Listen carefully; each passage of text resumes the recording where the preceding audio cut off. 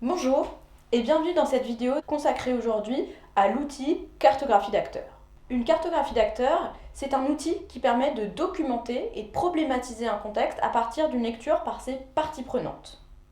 On est donc bien dans une approche écosystémique telle qu'on l'a présentée dans la vidéo qui porte sur le centrage utilisateur et l'écosystème, dont la vidéo est donc trouvable dans la playlist de la phase immersion. Une carte d'acteur, c'est donc une représentation visuelle, schématique, spatialisée des acteurs d'un écosystème.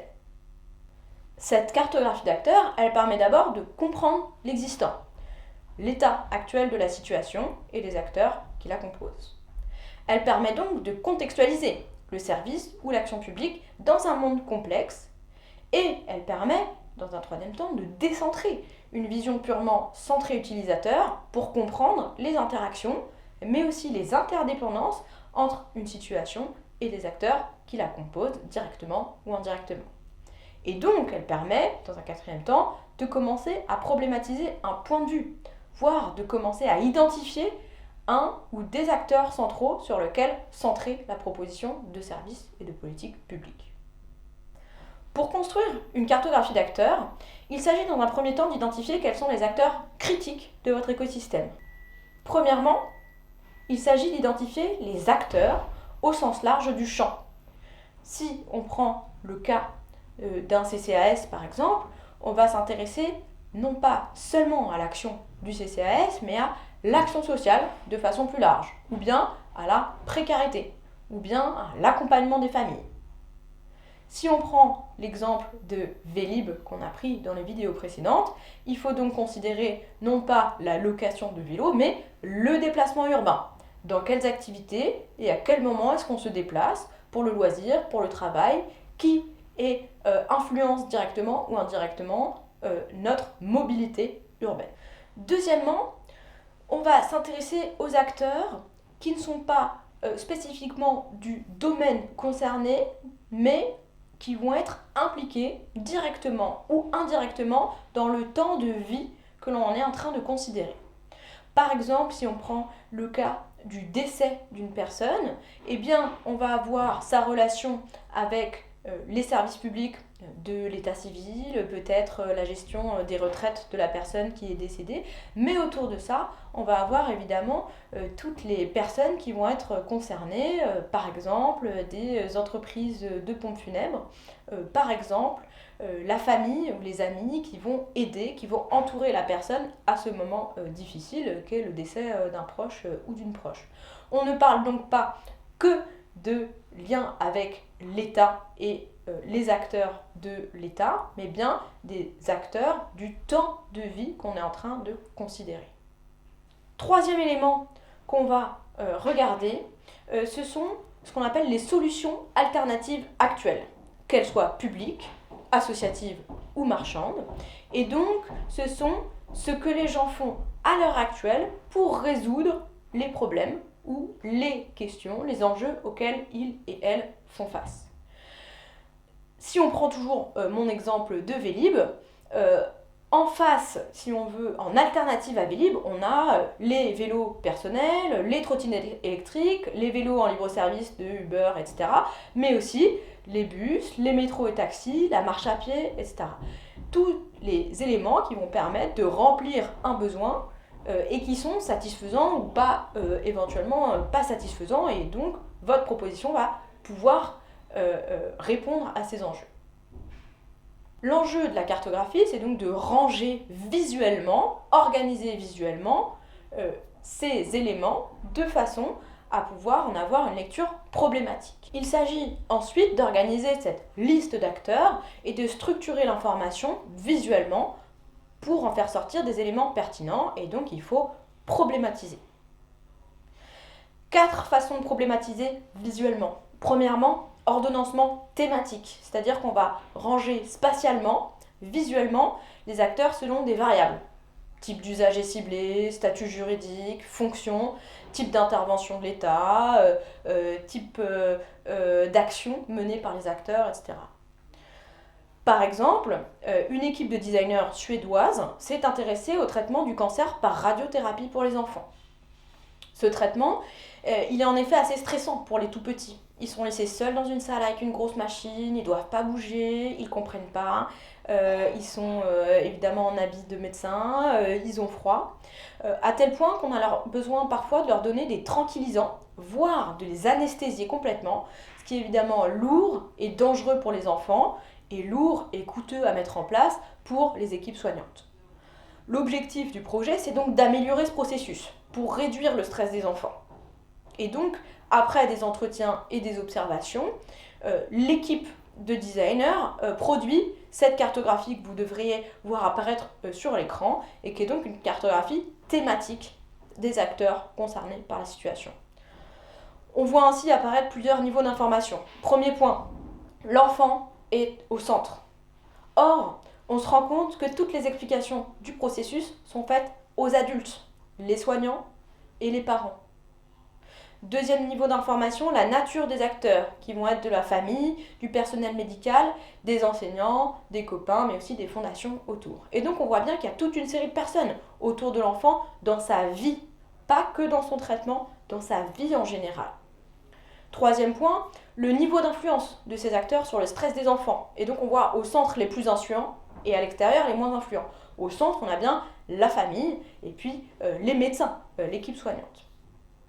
L'hypothèse, c'est donc que c'est par eux, dans leur relation avec l'enfant, que l'on peut venir agir et notamment impliquer plus les parents dans le processus, mais aussi les soignants, non pas que dans des gestes médicaux, mais dans ce geste d'accompagnement des enfants.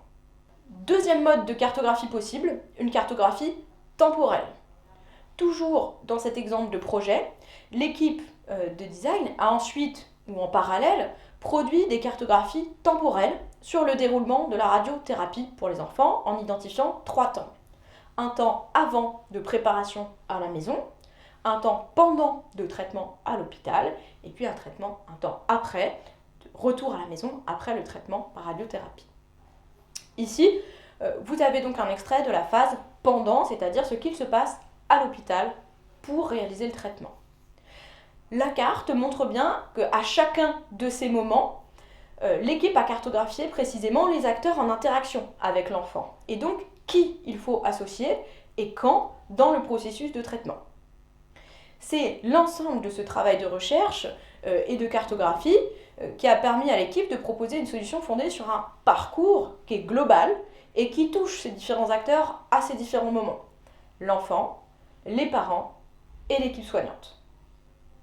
La solution qui a été trouvée et proposée, c'est un kit centré sur un petit personnage qui s'appelle Hugo et qui se déploie à toutes les étapes de la thérapie. À la maison et pour l'enfant, il y a une application qui raconte l'histoire d'Hugo qui suit une radiothérapie et puis il y a une petite peluche doudou. À la maison pour les parents, ce kit avec des explications, des exercices et un rituel de préparation à faire avec l'enfant à la maison avec le doudou à l'aide de l'application. À l'hôpital, pour les soignants et les enfants, il y a une réplique des grosses machines à l'échelle du doudou pour montrer aux enfants ce qui va se passer. Et donc, les enfants, avec les soignants, peuvent montrer sur le doudou comment ça va se passer. Donc, il y a une formation qui est évidemment donnée aux équipes soignantes sur comment parler aux enfants, comment mobiliser l'histoire d'Hugo le doudou pour expliquer ce qui va se passer et ainsi baisser le niveau de stress des enfants. À l'hôpital, pendant le traitement, l'application est aussi disponible pendant le traitement dans la machine pour regarder ou écouter les histoires d'Hugo et donc il y a une continuité à tous ces moments. Enfin, en retour à la maison pour les parents et pour les enfants, il y a des exercices et des explications qui sont donnés soit aux parents, soit aux enfants, soit ensemble des exercices à réaliser. Vous voyez donc que cette cartographie a permis de faire émerger plusieurs points d'action, plusieurs acteurs sur lesquels fonder le dispositif. Et c'est cette analyse visuelle problématisée qui est au cœur de la cartographie d'acteurs. Troisième mode, le mode interactionnel. La carte explicite des liens d'interaction, des liens d'échange entre des acteurs, qu'ils soient financiers, informationnels, flux de produits, flux de documents, flux de personnes, de plus en plus aussi flux de données, et donc explicite ces liens entre les différents acteurs. Toujours dans le domaine hospitalier, vous avez ici une carte qui montre les liens d'échange entre l'hôpital et ses différents pôles.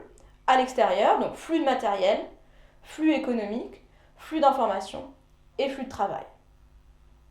Ce type de cartographie peut donc permettre de montrer le manque de liens, le manque d'échange d'informations par exemple entre certains acteurs, ou au contraire le lien privilégié entre certains acteurs qu'il faudrait favoriser, augmenter, faciliter, et enfin permet de montrer la nature des échanges au cœur d'un système. Quatrième mode de cartographie, le mode matriciel. La carte identifie deux axes qui permettent de classer les acteurs et de faire apparaître des espaces plus ou moins occupés ou au contraire des manques. Exemple d'une carte, la cartographie bêta des espaces hybrides qui a été réalisée par Primatera et donc qui est organisée selon deux axes. Enjeu de bien commun et enjeu de marchandisation d'une part, enjeu sociétal versus enjeu entrepreneurial d'autre part. Ce classement visuel en matrice permet de faire émerger une typologie de 6 types d'espaces et donc de, premièrement, se positionner sur un mode, voilà le paysage global et nous on va aller dans tel type de lieu parce que ça permet de faire émerger aussi des creux. Par exemple, il y a peu de lieux qui sont orientés sur des enjeux de bien commun et entrepreneuriaux. Est-ce que c'est quelque chose à aller explorer? Est-ce que c'est un oxymore qui est difficile à positionner? Ça c'est une autre question, mais en tout cas ça fait émerger des tensions, des espaces, des creux.